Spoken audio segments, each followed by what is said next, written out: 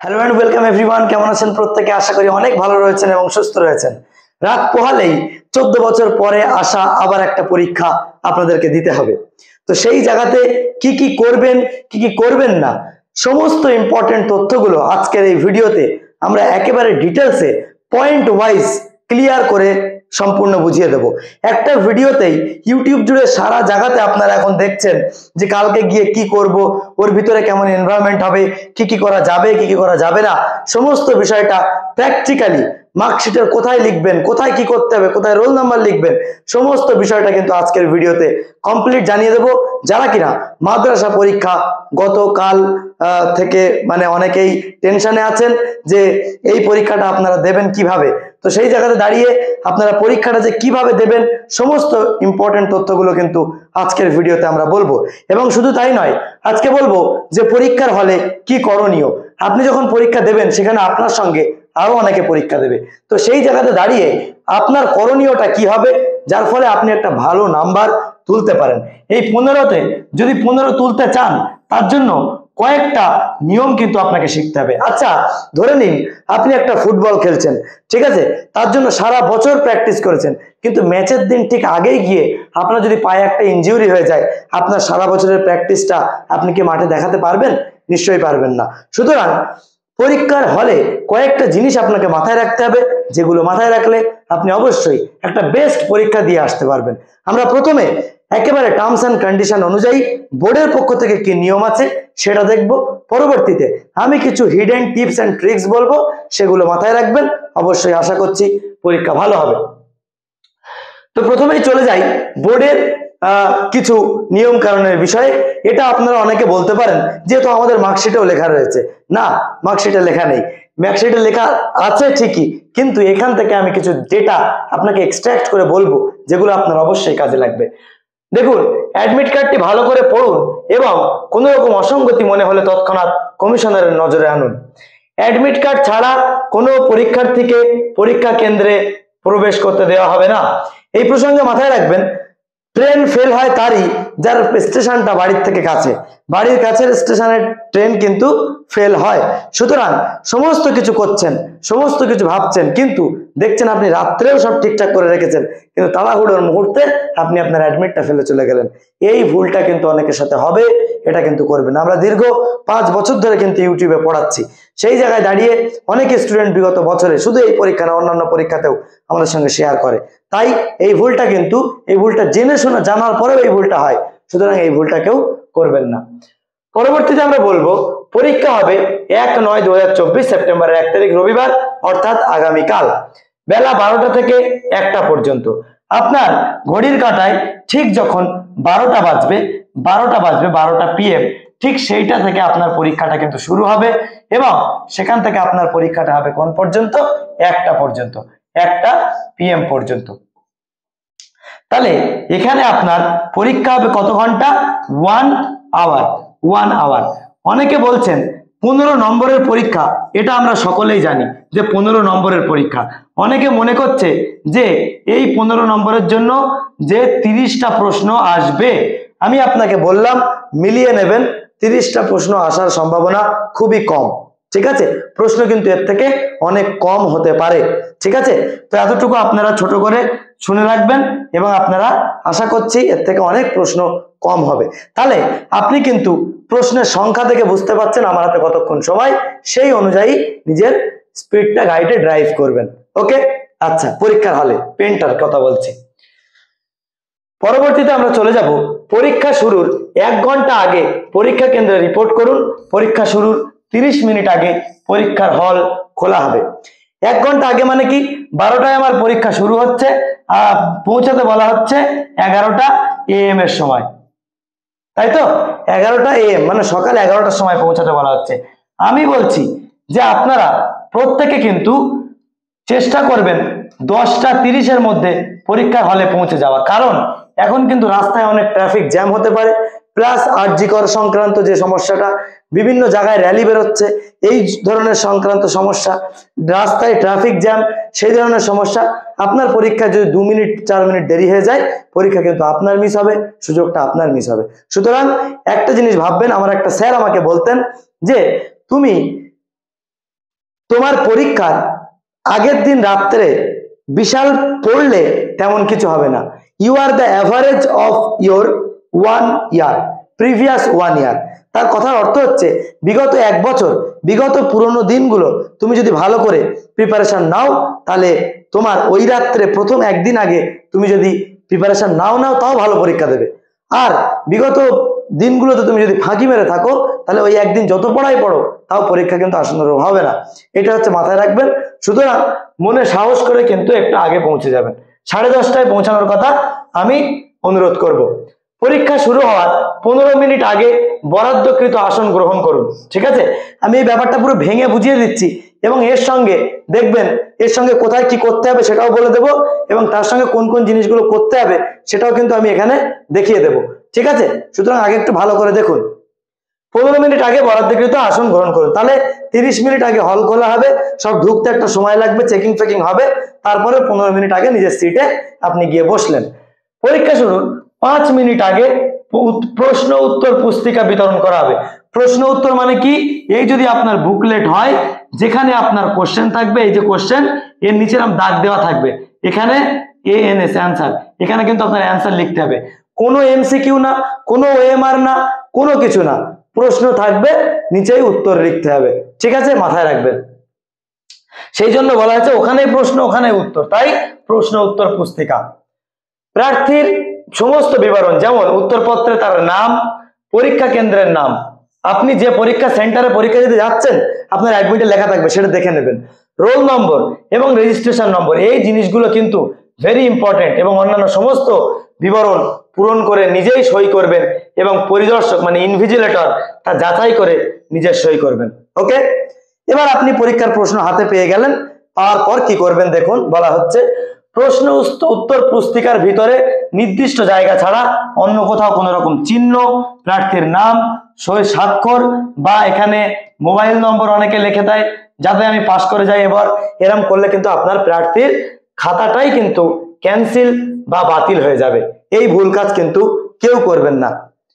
ঠিক আছে, অতি চালাকের গলায় দড়ি বলে একটা কথা আছে, চালাক হওয়া ভালো, চালাকি করা খারাপ। সুতরাং এই জিনিসটা কিন্তু কেউ করবেন না।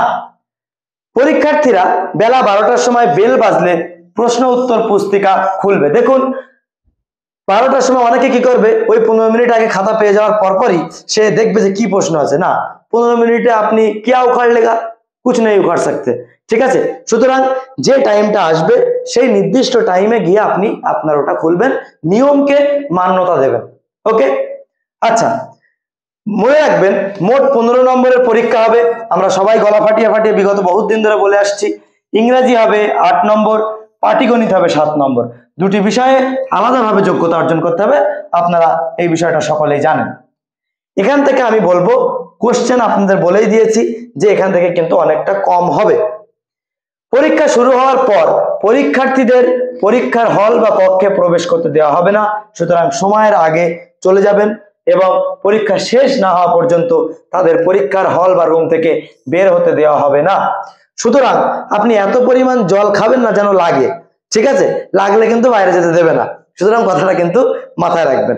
আচ্ছা, তাহলে এইভাবে করবেন। যদি কোনো পরীক্ষার্থী পরীক্ষা চলাকালীন বা পরীক্ষা শেষ হওয়ার পরে প্রশ্ন উত্তর পুস্তিকা পরীক্ষার হলের বাইরে নিয়ে যায়, তাহলে তার পরীক্ষা বাতিল হবে। ওকে, এবার দেখুন পরীক্ষার্থীরা হলের ভিতরে কি কি নিয়ে যেতে পারবেন। গ্রুপ ডি লিখিত পরীক্ষার জন্য ফার্স্ট SLSTND গ্রুপের অ্যাডমিট কার্ড, আধার কার্ড অরিজিনালটা, সাম্প্রতিক রঙিন ছবি 1 কপি, কালার ফটো পাসপোর্ট, কালো বল পয়েন্ট পেন। এটা কটা লিখিনি, আমি বলবো যে আপনি মিনিমাম 2টো নিয়ে যাবেন কমপক্ষে, যেন একটার কিছু সমস্যা হলে ওখানে কিন্তু আপনাকে কেউ সাহায্য করার মতো থাকবে না। ঠিক আছে, আরাফাতের ময়দানের মতো। সুতরাং ওখানে আপনার পেন কিন্তু আপনাকে সঙ্গে নিয়ে যেতে হবে।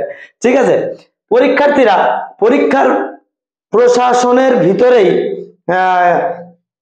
এইগুলি নিয়ে যেতে পারবেন না, ব্যাগ, হ্যান্ডব্যাগ, মোবাইল ফোন, এইসব ব্যাপারগুলো। তাহলে এই ব্যাপারটা নিয়ে আমরা বোর্ডের যে অফিসিয়াল ইনফরমেশন সেটা সম্পর্কে বললাম। পরবর্তীতে এই যে অ্যাডমিট কার্ড আপনার যেখানে দেওয়া থাকবে, কোথায় কি লিখবেন, এখানে আপনার নাম লেখা থাকবে। এখানে হচ্ছে স্টুডেন্ট নেম থাকবে।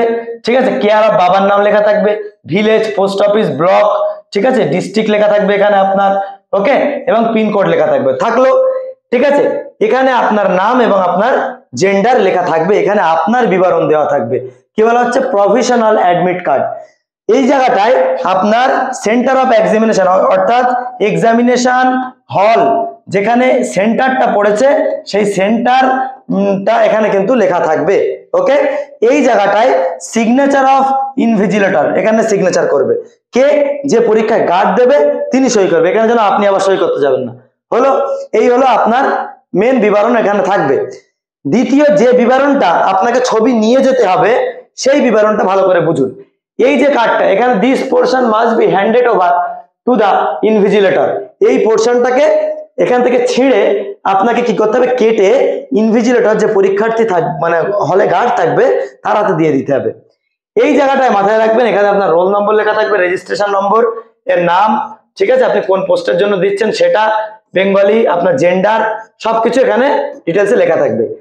বলা হচ্ছে affix your passport size photograph here, মানে এখানে আপনার পাসপোর্ট সাইজ যে ফটোগ্রাফ হবে, কালার ফটোগ্রাফ, এখানটায় আপনাকে পেস্ট করে দিতে হবে। মানে এখানে পেস্ট করে, তার জন্য কি নিয়ে যেতে হবে, আঠা, ঠিক আছে, আঠা নিয়ে যেতে হবে, সেই আঠাতে ছবিতে লাগিয়ে এখানটায় মেরে রেখে আসতে হবে। তার ঠিক নিচে, ইমিডিয়েট নিচে কি বলা হচ্ছে, signature of candidate in present of the invigilator, invigilator যখন বলবে এখানে সই করো, তখন এখানে আপনি আপনার সইটা আপনি এখানে করবেন, ঠিক আছে। এখানে তারপর আপনার ইনভিজিলেটর এই জায়গাটা সই করবে। তো এই হচ্ছে, এই বিষয়টা করে কমপ্লিটলি পুরো দেখিয়ে দিলাম, আপনি ওই ইনভিজিলেটরের কাছে এখান থেকে কেটে জমা দিয়ে দেবেন। আমার পক্ষ থেকে একটা কিছু তথ্য আমি আপনাদেরকে বলি যে কি কি করবেন। প্রথম কথা, সকাল সকাল ঘুমিয়ে পড়বেন, যেন সকালে গিয়ে ঘুমোতে যাবেন না, ঠিক আছে, সকাল সকাল ঘুমিয়ে পড়বেন। মনে রাখবেন যে মাথা ঠান্ডা রাখলে দেশ জয় করা যায়, এ তো সামান্য পরীক্ষা, আর এই পরীক্ষাটা যে ফেল করলে আপনি তো আপনার জীবনটা সেটই করে নিয়েছেন, তাই না, খুব কি অসুবিধা হচ্ছে, কিসমত উসনে লিখতা হয়, ঠিক আছে।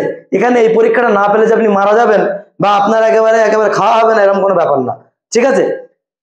সুতরাং এটা মনে রাখবেন, কপালে যেটা থাকবে সেটা কিন্তু কেউ খণ্ডাতে পারবে না। সুতরাং সেইটা যদি আপনি মানেন তাহলে সেইভাবে পরীক্ষাটা দিতে যাবেন কনফিডেন্সের সঙ্গে, ঠিক আছে। তো সেই জায়গায় দাঁড়িয়ে আপনি সকাল সকাল ঘুমিয়ে পড়বেন, 1 ঘন্টা আগে সেন্টারে পৌঁছাবেন, 10টা থেকে 10:30টার মধ্যে। কি কি সঙ্গে নিয়ে যাবেন ভালো করে লক্ষ্য করুন। অ্যাডমিট কার্ড অবশ্যই 1 কপি সঙ্গে নিয়ে যাবেন, 2 কপি যদি পারেন তো সঙ্গে নিয়ে যাবেন, না থাকলে ওর পিছনে সময় নষ্ট করার দরকার নেই। বর্তমান কালার পাসপোর্ট ছবি 1 কপি, যদি থাকে ভালো, যদি না থাকে রাত্রের মধ্যে জোগাড় করে নেবেন। কালো কালির বল পেন, কালো কালির বল পেন নিয়ে যাবেন, যে পেনটা লিখে লিখে ইজি করে রাখবেন, যেটা ইজি বা স্মুথ, ঠিক আছে। কটা নিয়ে যাবেন, মিনিমাম 2 থেকে 3টে পেন, যেটা ইজি পেন সেই পেন নিয়ে যাবেন। অরিজিনাল আধার কার্ড, ঠিক আছে, আধার কার্ডে অনেকে নিজের ছবি চিনতে পারে না, ঠিক আছে, সেই জায়গায় ইনভিজিলেটর বা গার্ড আপনার ছবি চিনবে, সুতরাং অরিজিনাল আধার কার্ডটা নিয়ে যাবেন, ওকে। কি কি নিয়ে যাওয়া যাবে না, বর্তমান যুগের কোন ডিজিটাল ডিভাইস, এই ডিজিটালেই আমাদেরকে টাল করে ফেলেছে, সুতরাং এই ডিজিটাল কোনো ডিভাইস, ঘড়ি হোক, স্মার্ট ওয়াচ হোক, ব্লুটুথ হোক, হ্যাঁ, যত যা যা আছে আর কি, কোনো জিনিস নিয়ে যাওয়া যাবে না। আর একটা ভুল কেউ করবেন না, গতবার এএনএম জিএনএম পরীক্ষায় মালদা থেকে কিছু স্টুডেন্ট কিন্তু পায়ের নিজের জুতো খোদাই করে সেখানে মোবাইল রেখে গিয়েছে, ধরা পড়লে এই চাকরিটার জন্য এটা তো যাবেই, প্লাস কি হবে, আপনার লাইফটাও চলে যাবে, ঠিক আছে। সুতরাং এই জিনিসটা কেউই করবেন না। মনে রাখবেন, সত্যের প্রদীপ টিম টিম করে জ্বলে কিন্তু নেভে না, ঠিক আছে, আর অসত্যের প্রদীপ একসাথে দাপ করে জ্বলবে, আবার হাওয়া আসবে দাপ করে নেমে যাবে। সুতরাং যতটুকু আসছেন নিজের প্রতি আত্মবিশ্বাস রেখে পরীক্ষা দিতে যাবেন, কোন রকম মানে অসৎ উপায় অবলম্বন করবেন না। জলের বোতল নিয়ে যাওয়া যাবে না, যদি কোনো জল খাওয়ার প্রয়োজন থাকে খেয়ে নেবেন, তাছাড়াও পরীক্ষা সেন্টারের আগে জলের ব্যবস্থা থাকবে বলে মনে করছি।